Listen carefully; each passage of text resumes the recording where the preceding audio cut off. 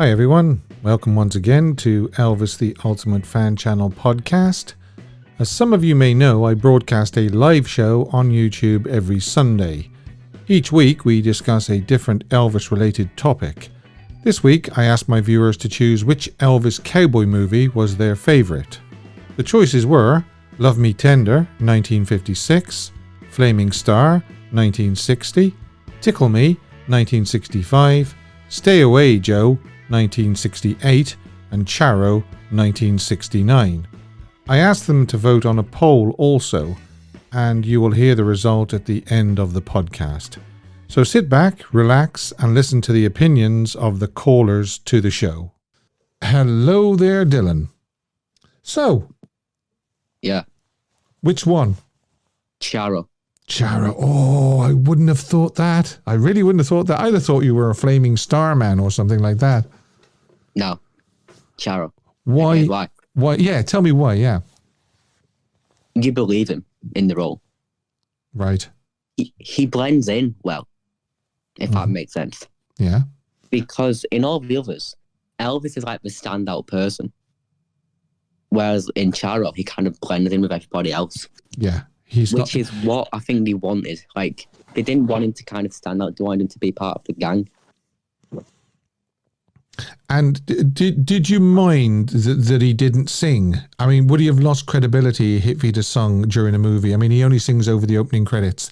He was supposed to sing Let's Forget About the Stars as well, wasn't he? But they pulled it. Yeah. I do think that it wouldn't have took anything away from it. But I do think it's good that he did sing at least once. Yeah. Right. And I was thinking actually, Charro isn't a bad song either. It's quite dramatic. It's got that sort of Morricone sort of feel to it, hasn't it? Yeah, it's very dramatic, like you say. Yeah. But I was thinking about what Marco said last week. What did he say? About how like he could have like done a role of his like a few more times, right? And I was thinking about this. Vince Everett is the perfect candidate for that, and I'll tell you for why.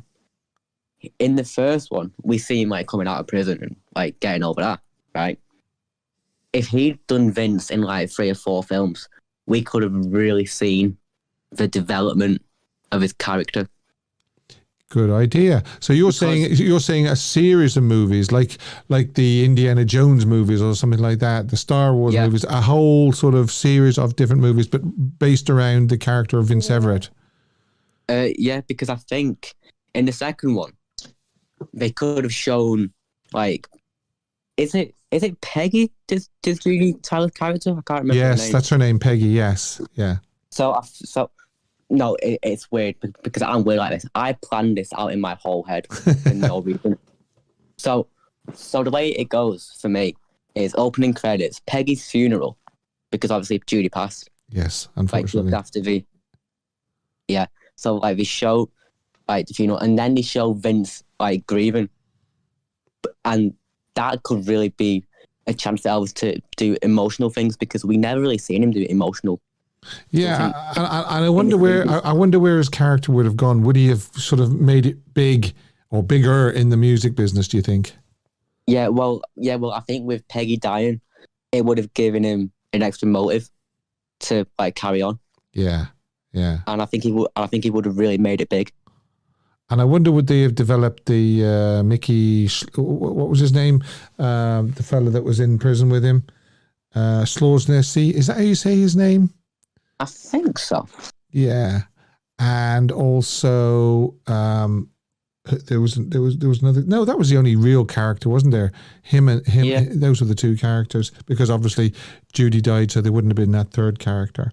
Yeah, it's and maybe they would have brought another character in. Maybe they would have brought another manager in. What do you think? A little bit like Tom Parker, maybe that would have been interesting, wouldn't it? Yeah. To replace Judy Tyler. Yeah, great idea. Okay, so you're going to vote for Charro, yeah? Yeah. Okay, all right. Great. Thank you. Thanks, Dylan. Always good to hear from you. Cheers. Bye. Thank you. Okay, so we have another caller on the line, and I will just say Hello, hello, Chris. Hello, Chris. Can you hear me? Hi, Steve. Hello, young lady. How are you? Hi. Not too bad. How are you? This is quite seldom. I think you've called in before, though, haven't you? I know. A couple of times. Yeah. I get really nervous, but There's nothing to be nervous about because you're amongst friends. I know, but I just think sometimes my tongue gets tied a little bit. So. Yeah, mine does as well. I don't know. Yeah. So what do you think then about Cowboy Elvis? Oh, Steve, man. When I saw the thing, the topic, I thought, oh God, this is going to be hard, and I didn't really factor in Tickle Me, but you just did. I was like, oh God. But you want one, don't you? Yeah, oh yeah, I do want one. Yeah, you can't say all of them. No, unfortunately. But I've gone for Flaming Star. Right, and why Flaming Star? This is what I want to know. It's not just picking the Flaming Star, but why out of the above the other five? Oh, sorry, the other four. Yeah. I mean, why that one? Because of the story itself. Okay. And Pacer and his mum being with white people, so it's like a mixed race issue. And I thought that was a really good story. And obviously Elvis looked fab, but he acted fab as well. Yes, he certainly did. Particularly that end part, the speech he makes at the end before he rides off into the sunset. Oh, he rides off. I know. Tears every time, honestly. Yeah. I actually last year bought it on Blu-ray, Flaming Star. Right. On Blu-ray, it just looked absolutely fantastic. Yeah. So, and also it was a favourite of mine when I was a child as well, watching with my mum. We loved sitting watching Elvis movies when my dad was out. I think that ending where he doesn't actually die, he rides off and leaves it sort of inconclusive, is simply because of the reaction that they had when he died in Love Me Tender. They had to sort of they had to put an extra little bit on the end of Love Me Tender, didn't they, where he's singing as the funeral is going on. Yeah. Yeah, and it was the same in Flaming Star, because he obviously, the Indian tradition of them, like his mum, when you see the Flaming Star, you're dying, aren't you? So it's quite a very emotional film, I think. And I think but they weren't going to actually show him dying like they did in Love Me Tender, because so they sort of left it open ended. Maybe he didn't die. Maybe he didn't. You never know. No, he might. He might have just not died. Yeah. But it just sort of gives you that impression, though. So anyway, so you're voting for Flaming Star. So far we've got one vote for Flaming Star and one vote for Charro. Okay. That's great. No problem, Steve. Thanks a lot, Chris. And thanks for modding for me. Cheers. Bye. Oh, no problem, Steve. Anytime. Okay. Bye. Hello, Duncan. Hi, Steve. How are you? I'm well. How are you? What do you think on this? Is this a good topic or what? It's a really good one. Yeah. Really good one. I think it makes you think. Elvis was particularly good and particularly natural in cowboy roles, I think, which makes it a harder question. I would probably go with Flaming Star. That's what I voted in the poll for. I think it's a combination of things. I think his acting ability in Charro, the ability was still there the way it was in Flaming Star. I think the difference with Flaming Star was how it was its direction and the cinematography of it made such a difference, as well as the likes of Steve Forrest, etc. If you take the script, for example, the script of Charro was very much trimmed back. It was. I was going to say that. Yeah, it was completely altered after he'd signed. He signed up for it, and then they altered it. He wasn't best pleased. Yes. No, he wasn't. Absolutely not. And the role, the anti-hero role, was diluted considerably from what it originally was. If you think of westerns at the time of Charro, that anti-hero role would have given Elvis huge possibilities. Yes. But again, it was shortchanging Elvis, in a sense, giving him material that was not on a par with his ability. So it wasn't giving him scripts and films that were on a par with his ability. it was putting them into a box of what they felt an Elvis movie should be like. Almost Elvisifying Charro. Yeah. In a sense. Yeah. I appreciate that there was no singing during it. I think that was the right choice. But I think that Flaming Star had a very strong script. Don Siegel, an amazing director, as we know, who went on to direct countless Clint Eastwood movies. That's right, yes. And when you look at Charro, it almost feels, in a sense, claustrophobic in places. It feels small. And if you look at the director who directed Charro, his background was directing TV shows and the odd TV movie. So that's going to be a smaller scale. And I think there was possibilities for Charro to become like a dollar western, a spaghetti western, had it not been diluted so far and had they given it to a director of the magnitude of Don Siegel. Whereas Don Siegel was able to explore in Flaming Star with Elvis the friction between the two sides of where he came from. And who do we blame for diluting it down? For diluting Charro down? Yeah.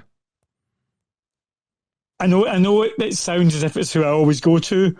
I think Colonel Parker. Yeah, it had to be. Again. I think it had to be. I think, as I said last week, I think he was afraid of Elvis growing his wings and flying in that sense.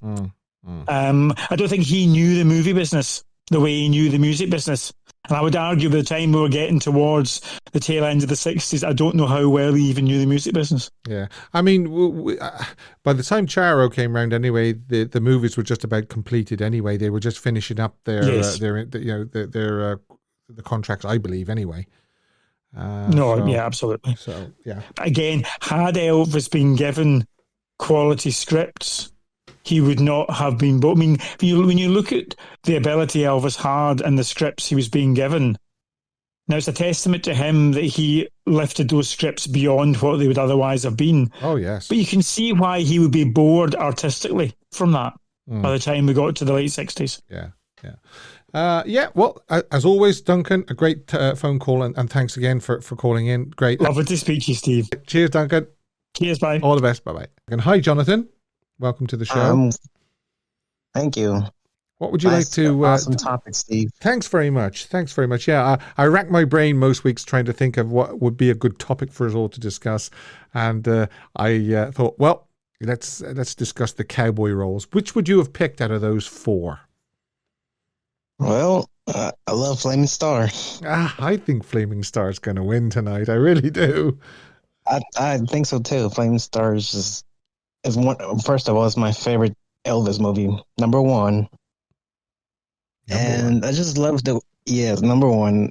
I always watch Flaming Star every week or every 2 weeks. You know, is it performance? Is it the co-stars, or it's not the music? Because I don't believe for a minute people went to watch Flaming Star for the music.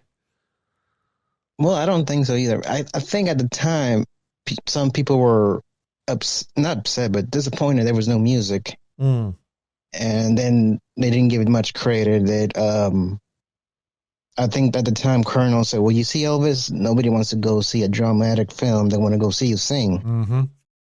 But now, looking at it again, or watching it again, they love Elvis's performance there. I thought he was amazing in Flaming Star. I loved him in Flaming Star. We had that one song, and I think there was like 2 or 3 songs cut out. There was Britches was cut out, and Summer Kisses, Winter Tears as well was cut out. So they were cut out, which they're great songs. I love those songs. They're great songs, and I sometimes wonder how it would look in the scene. But other than that, the dramatic role was amazing. I loved it. I love, he's from Texas in the movie. He's from Texas. I'm from Texas, so. That adds another point to it. But Elvis Presley as half a Native American also, it just fit well. I mean, there's no doubt his acting prowess was brilliant in Flaming Star, as it was in Jailhouse Rock and King Creole, and a host of other movies as well. It's just everybody seems to pick on the beach movies and the harem scarums and the likes and things like that. Nobody remembers these performances for some reason. I don't know why. They always seem to pick on the weaker performances, the beach movies and things like that. Well, I guess it's because it's beach movies and Elvis is making a fool, not a fool of himself, but doing silly things and whatnot. Which I love those movies too. Don't get me wrong, I love them. I enjoy watching them too. But I guess some of the fans love to watch Elvis, having a good time, Somebody said, would you recommend Tickle Me? And I said, yes, I would recommend Tickle Me, simply because it depends what sort of mood you're in. If you're in a mood just for a little bit of lighthearted comedy or something like that, then you're going to watch Tickle Me. You're going to watch Double Trouble. Exactly. However, if you want to see a good acting performance, you're going to watch Flaming Star, Charro. You're going to watch King Creole, Jailhouse Rock. Exactly. So yeah, those are great movies. Yeah, there's serious dramatic role while in the country is another one. Yeah, amazing. Yeah. I mean, there's not one of the 31 movies that I wouldn't watch. People would say, really? But there isn't one. It just depends on your mood. Yeah, it really depends on your mood. There's times I want to see Harem Scarum or Change of Habit. It just really, like you said, it really depends on your mood. Yeah. Well, he looked so fantastic in Change of Habit. That's why I watch it. I wonder. Yes, I sit there wondering how somebody can look that good. Right? I don't understand it myself either. Like, I try to look like Elvis, but I'll never compare myself to him. Never. I know. We can all wish.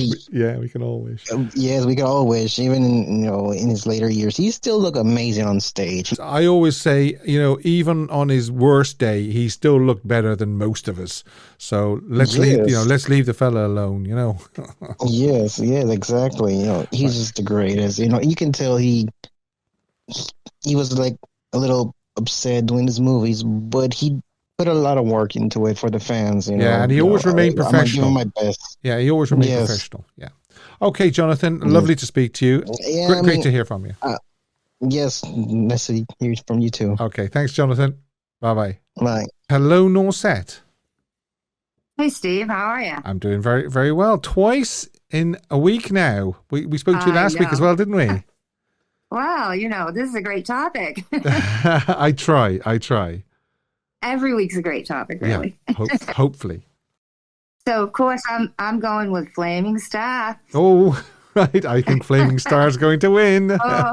Well, he's like half dressed throughout most of the movies. So all the women, probably more or less going to be favoring that. No, I'm kidding. No, I think, script-wise, it was very well balanced in both the point of view from, the white family and the Native American family. Okay. It really was a great script if you really want to look at it, in that it handled racism, which was kind of before its time. You don't expect that in an Elvis, movie, much less a Western. Mm-hmm. I liked a lot of the action sequences too. We know he did a lot of his stunts, so that was really great. He handled himself very, very well. The acting was really good. He looked good. He looked fit, didn't he? He looked great. He had a great supporting cast. Steve Forrest, Barbara Eden. Yeah, he did. So 20th Century Fox, I think, wasn't it? So they had plenty of. It was quite a big budget as well, I believe. Right, and it's just it didn't do that well at the box office in the end, did it? Well, it was coming off the heels of GI Blues, so he had that to kind of tackle, because that was a great movie, and then he had Wild in the Country, and he was sunk once they did Blue Hawaii. It was well, I always say that Blue Hawaii sealed his fate as far as the movies were concerned. Oh, definitely, and it's too bad because he did such a really great job in this movie, but it was sort of overlooked, and it wasn't something, I don't think, that his teenage fans, because he was still young, it was 1960, he was just coming out of the army, they wanted the GI Blues, they wanted that type of an Elvis, and they didn't quite get him in what they wanted. which is kind of too bad because this could have been a great vehicle to launch his more serious career. Yeah, I mean, it was the format, wasn't it? It was the 13 songs, nice and colourful, well shot, and all this and all that. The song and this was good, and it's what they did back in the day. It's not like they had television, Wild West. Yeah. So when they had parties, there was always a musical instrument, so that it fit. It fit well enough. But other than that, I don't know that people would have been more looking forward to more types of movies like that from him. And it's kind of too bad, I mean, King Creole was incredible, but he had been gone to the army. And then he comes back with GI Blues, and they throw this, and then Wild in the Country, and then you get Blue Hawaii, and that's it. It's over. Yeah, and of course, Blue Hawaii had him coming out of the army. Kid Galahad had him coming out of the army. There was a theme there, wasn't there? They wanted to see Elvis coming out of the army. Yeah, they were milking that. yeah. All right, no, Seth. Thanks very much. Thanks. Bye. All the best. Bye. Hi, Steve. Hi, who's that? Yeah, this is Voice of College Football. This is Mark. You have an amazing channel that's Thank you. Entertained me for a long time. So well, it's like this. I think that it's the fans that are amazing. I just sit here and blather away for an hour. So anyway, what do you think about these movies? Well, I'm in my 50s, so I've seen Elvis movies since I was like 8 years old. So I've watched these movies dozens, if not hundreds of times, probably like you. I probably know Flaming Star the least. I'm guessing I've only seen it maybe 3 or 4 times, and it's been a long time. But I think from what I've heard from critics and also my memory of it, that it's probably the best of the cowboy movies. But I'm going to stick up for Love Me Tender. Oh, right. I'm going to go from a historical standpoint, Steve, that if you take any of those other movies out of his catalog, I think to the average person, there's not a whole lot lost in his movie career, but Love Me Tender obviously set the stage for everything else, much like everything he did in 1956 set the stage for his legendary status for his entire career and popularity. So I also really admire that he showed up at the set with the entire script, everyone's parts memorized, that he was that enthusiastic and took it that seriously. Yes, that's correct. Yeah, very admirable, actually, very admirable. And so you're actually voting for Love Me Tender, yes? I voted for Love Me Tender. Okay, all right. That's there is also something that just hits me emotionally, just knowing that's the first time he's been on screen.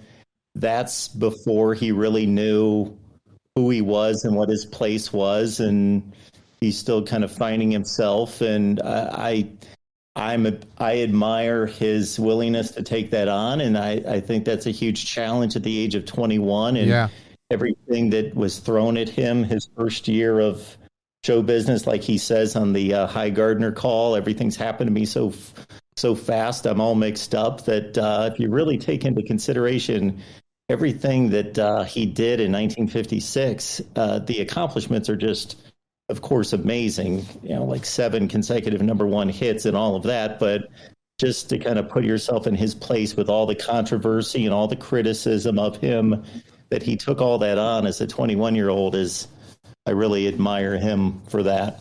It's interesting that in interviews prior to him doing Love Me Tender, he said he didn't want to sing in the movies because he says, I don't think you can sing and be taken seriously.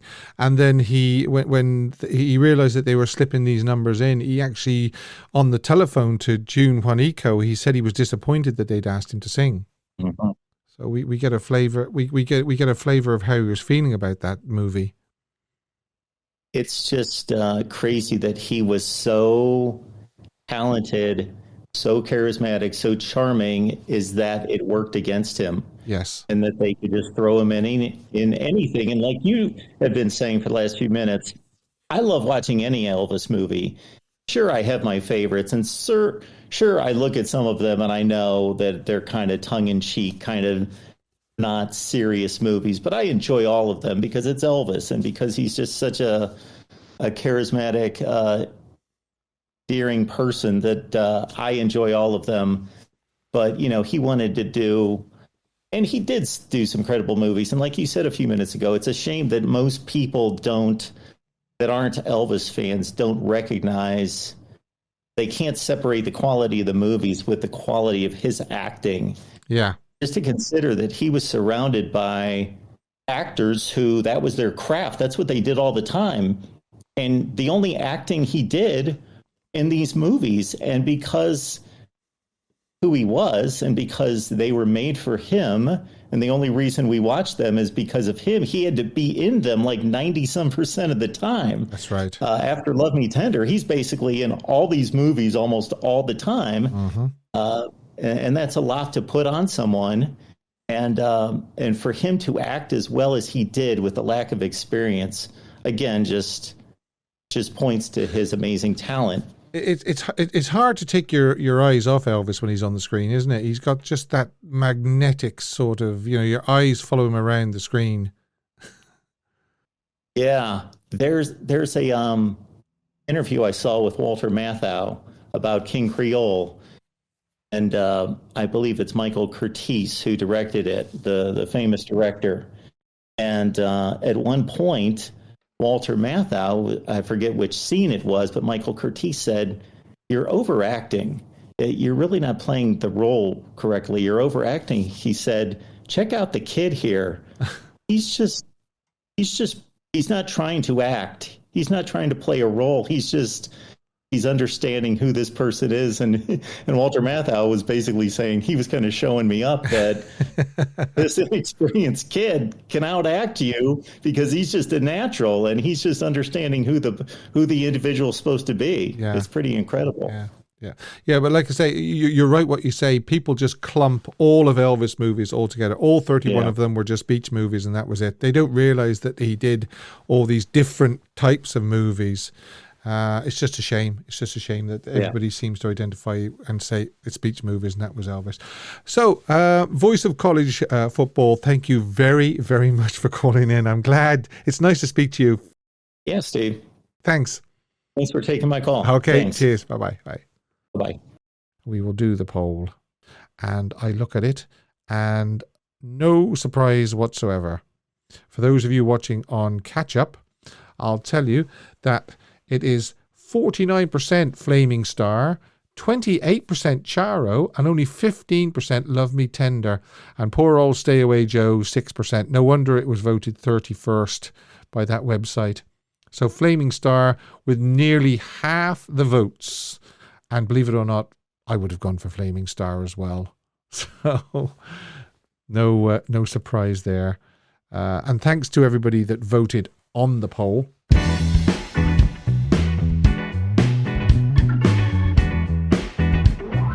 Thanks once again for joining me on Elvis the Ultimate Fan Channel podcast. And I'd like to extend an invite to everybody listening to join me on Sunday's live shows on the YouTube channel. I'd love to hear from you during the call-in section when we discuss all things Elvis. But that's all for this week. Take care of yourselves, and I hope you can join me next time for another podcast from Elvis the Ultimate Fan Channel.